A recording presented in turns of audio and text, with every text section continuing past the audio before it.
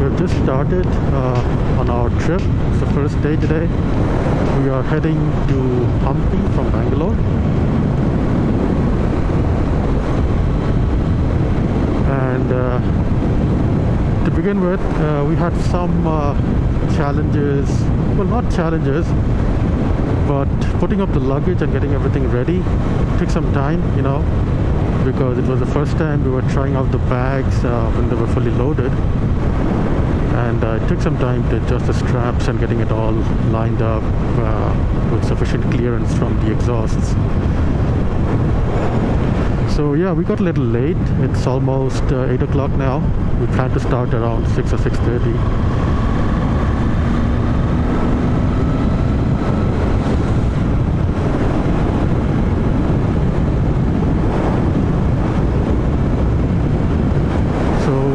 We are taking this route that goes around the city.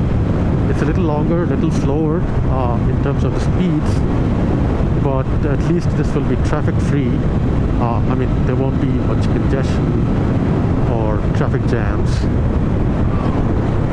So I chose to take this one.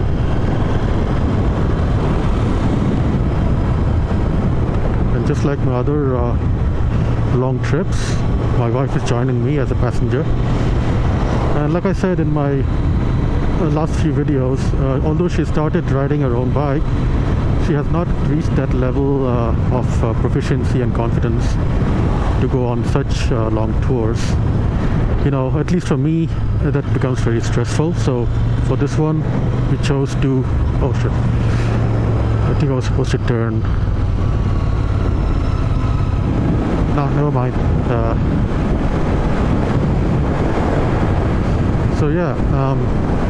So like I talked about in my tour plans video, remember, if you watched that, for this one we are riding 2 up with luggage, and I prepped up my Interceptor to carry some soft saddlebags, which are carrying most of our luggage. Maybe I'll stop somewhere a little later and show you how we are set up. And of course I also have the Hepco Becker top case.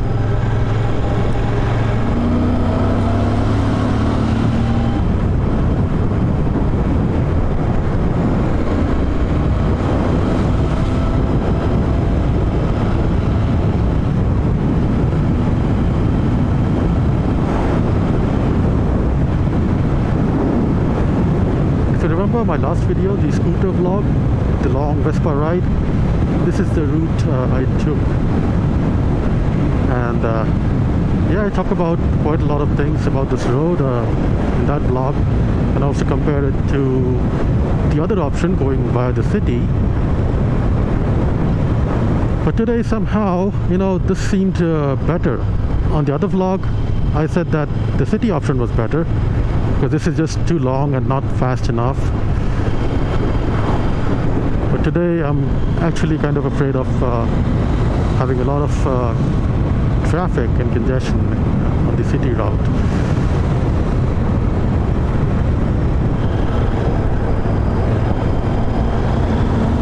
So this should make us join the main 4-lane dual carriageway highway at Hospet.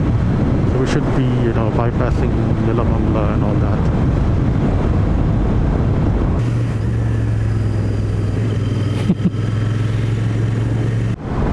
So we have just joined the dual carriageway at Hospet.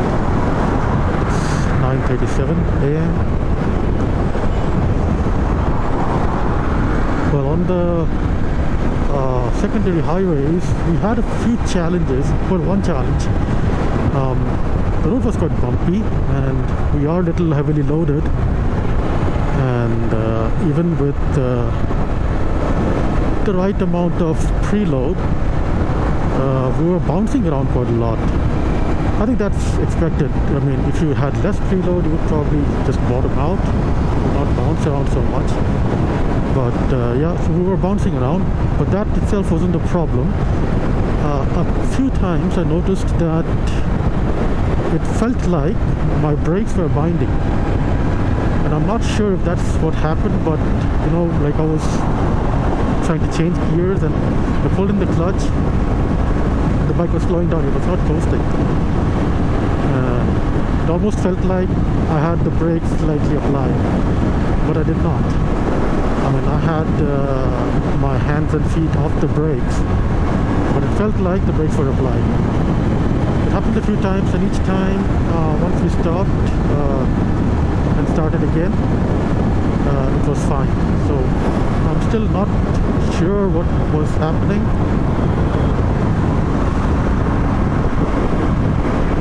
And I hope it doesn't happen again.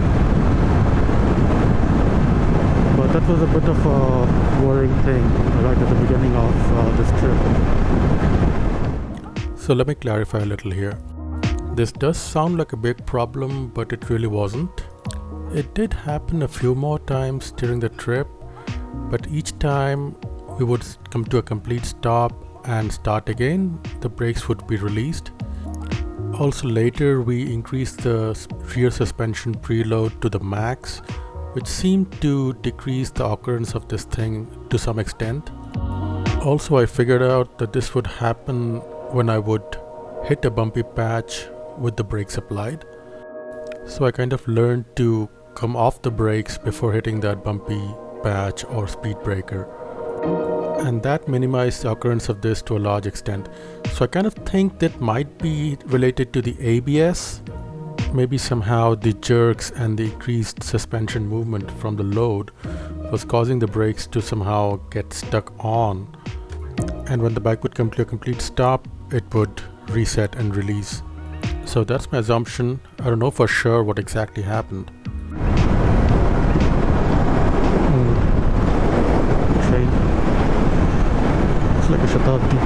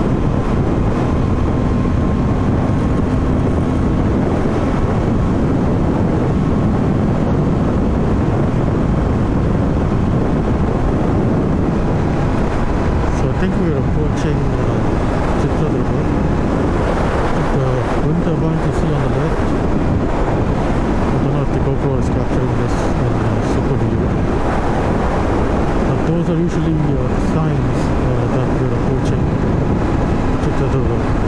And even on the map, it doesn't say what the next waypoint is, but it's another 14 kilometers.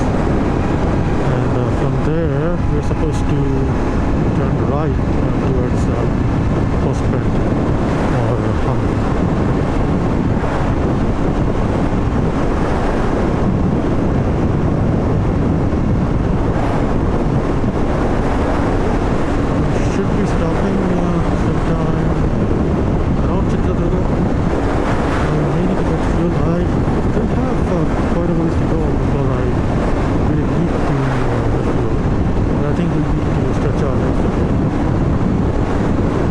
Shade here,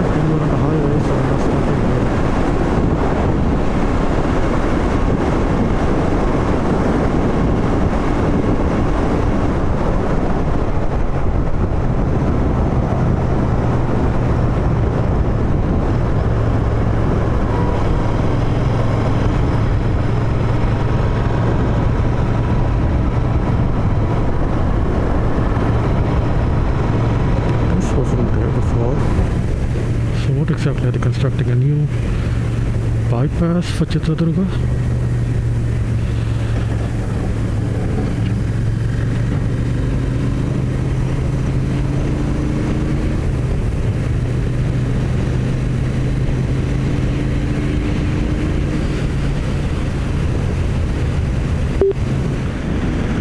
This must be NH66. This one is 48. Oh, The coastal one is 66. which one? Coastal one. Coastal, yeah. Very close. The The turbines. wind vents. Yeah.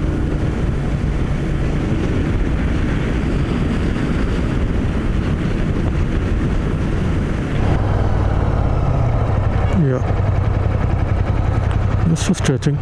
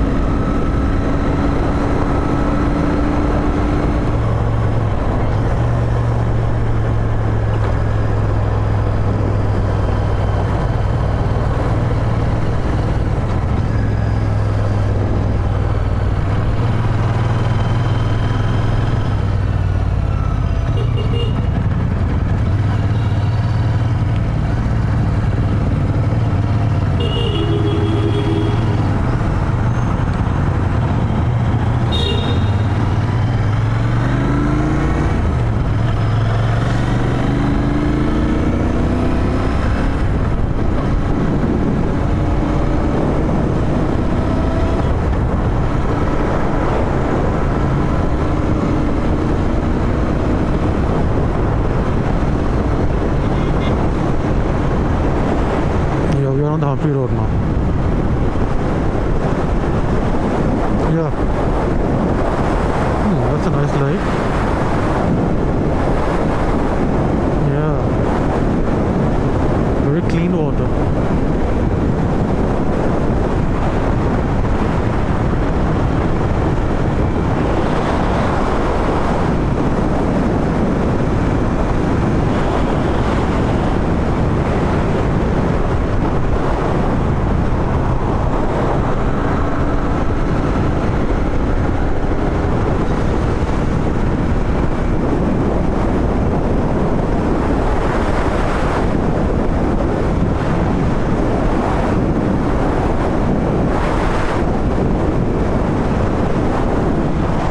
Fuel here. Yeah. Is it working?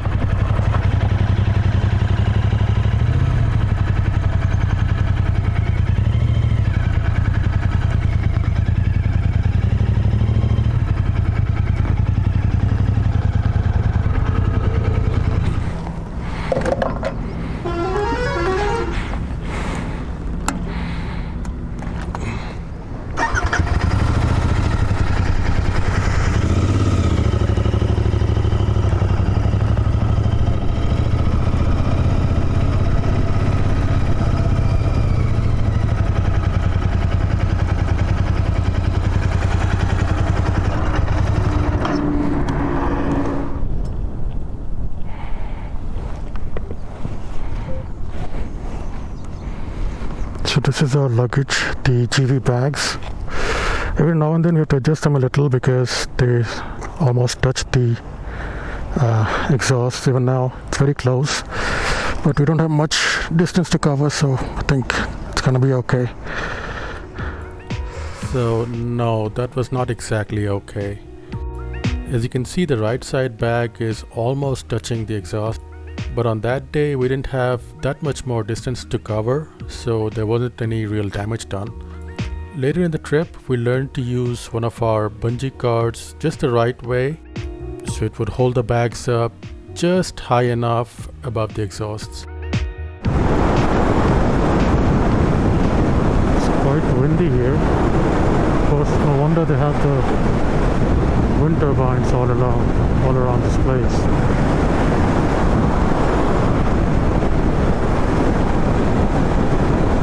So I suppose most of you know what Hampi is. And in case you don't, I'll just give you a very brief introduction. It is the very old capital of the Karnataka state. Oh, not just the Karnataka state, but this area which used to be the Vijayanagar Empire. And Hampi is where Vijayanagar used to be, the old capital, the old city, and that's from, I think, the 14th century. Now it's mostly ruins, old temples and buildings scattered over a big place. It's of course a UNESCO World Heritage Site. I don't know what that is. The water looks muddy.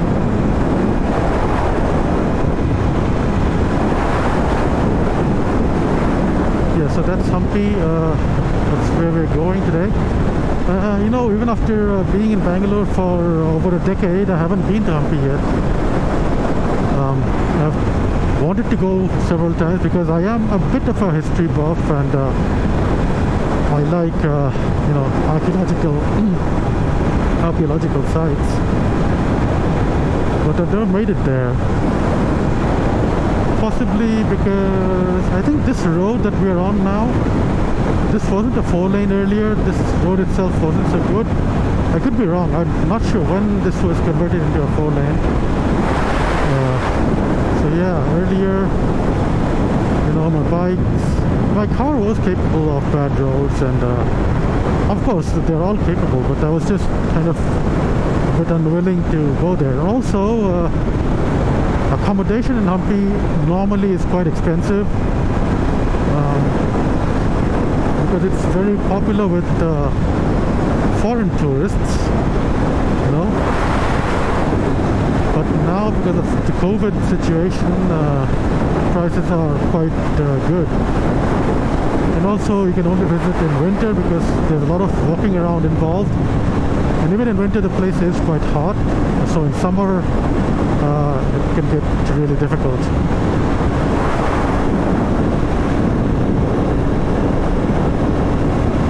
And winter also happens to be the peak season because that's the best time to go. And yeah, accommodation gets quite expensive normally.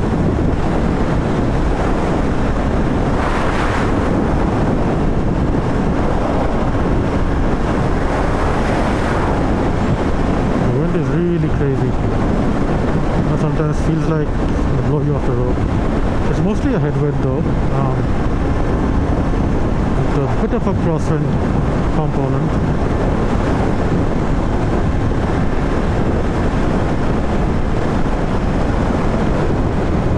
I think if you look at the wind turbines, they should tell you the direction of the wind, but I think they are designed to automatically point the direction of the wind.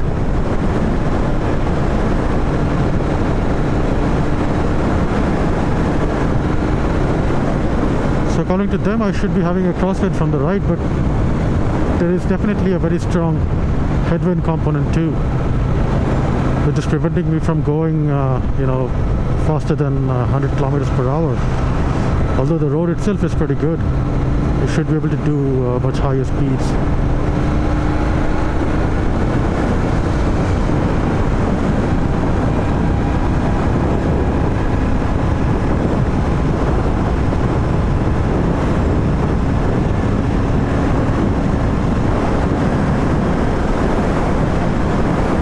So according to that turbine, the wind should be from my right. Yeah, there is definitely some crosswind,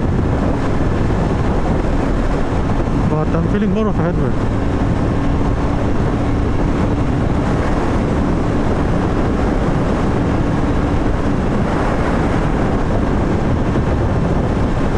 So our next stop should be at the Tungabhadra Reservoir.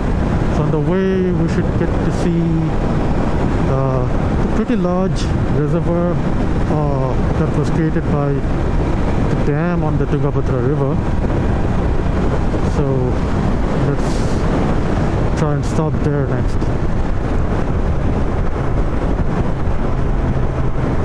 The hills look like some deserts, don't they? Sand and shrubs growing on them.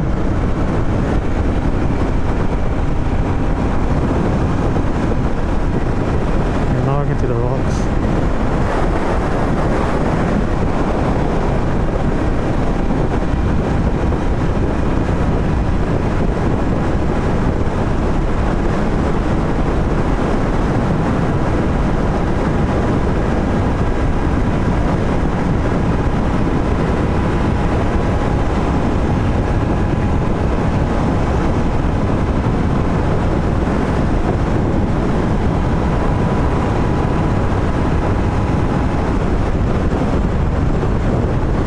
A whole line of hills in the distance there. Yeah, far away.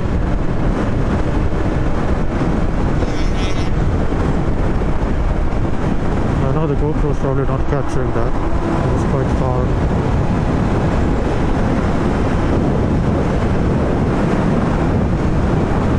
So those are the hills that we were seeing back there.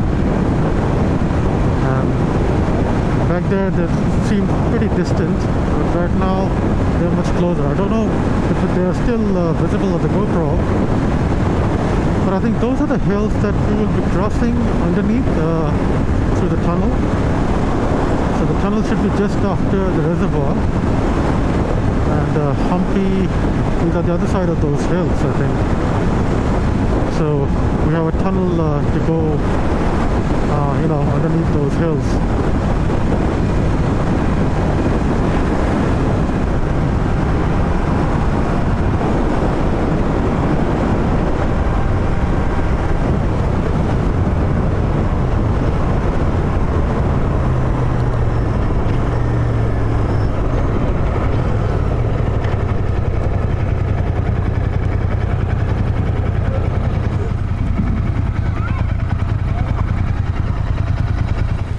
So this is the Tungabhadra Dam Reservoir.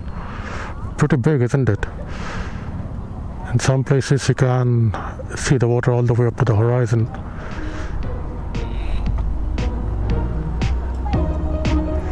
So that's pretty much all I have footage for on this day. Something went wrong with my GoPro and it did not record my passing through the tunnel. That was soon after this and entering Hospet. So after a ride of 373 kilometers, we reached Hospet and checked into our hotel, the Royal Orchid Central Kiriti, at around 1:30 p.m. It was getting a little late for lunch, so we ordered room service.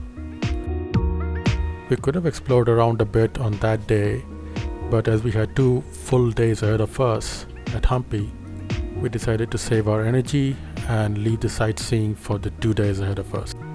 So we watched the sunset from our hotel room, and in the evening just took a short ride into the town of Hospet for dinner. And that's all for day 1. See you in the next video. Bye bye.